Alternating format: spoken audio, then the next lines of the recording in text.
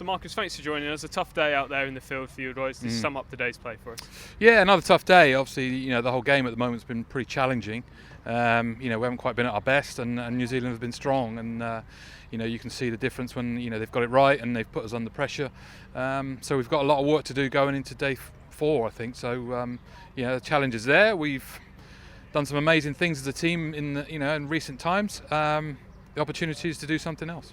And we saw Ben go off with that hamstring injury. Firstly, how is he? And secondly, how big a blow is that for the team and the balance of the team as well? Yeah, he's pretty okay in the changing room. I think in terms of, prescribing or working out exactly what's going to happen, who knows? I think until he has a scan and they understand what it is and get the professional results and understand it. But, it's disappointing, of course it is. He's been so good at getting himself back from fitness in the previous time into Pakistan, and obviously he's been bowling quite a lot within the last couple of weeks as well. So it's just let's wait and see.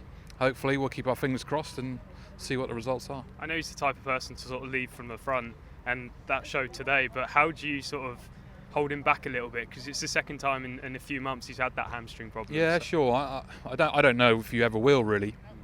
He's the type of leader that he wants to get the ball in his hand and bowl as much as he can and get stuck in, and will bowl 10 over spells. He'll bowl 25 overs in a day. That's how he plays his cricket and how he always has done. I don't think you're ever really going to try and change that too much.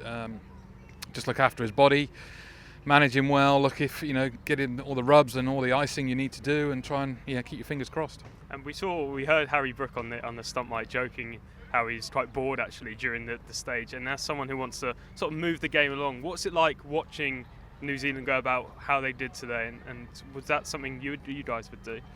I don't think we get too drawn into what they're trying to do.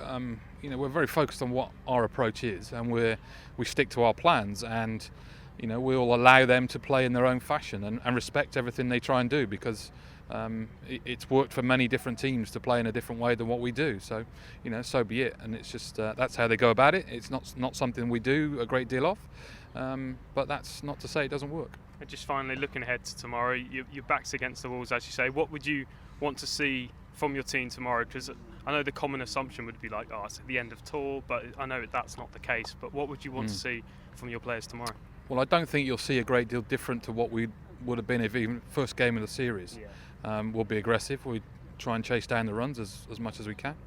We'll try and put pressure on the bowlers like we often do. So that'll be very much our mantra of how we go about it. And if we get a bit of luck here and there, a few decisions go in our favour, and we'll see what happens. Just finally, just want to end on a positive note. As a left-hander yourself, how impressed have you been from Jacob Beffel's sort of outbreak into Test cricket and how he's performed so far on this tour? Yeah, well, it's no surprise for me. I think having seen him a lot over the last couple of months with the white ball series that we had against Australia and then against the West Indies in the Caribbean, hence then bringing him over here and giving him the opportunity and having some good success. So delighted for him. He's going to play a major part in England cricket for a number of years to come, because he is three-dimensional. He'll do lots of good jobs, but also his fielding, but mainly his batting. Obviously, he's a superb player.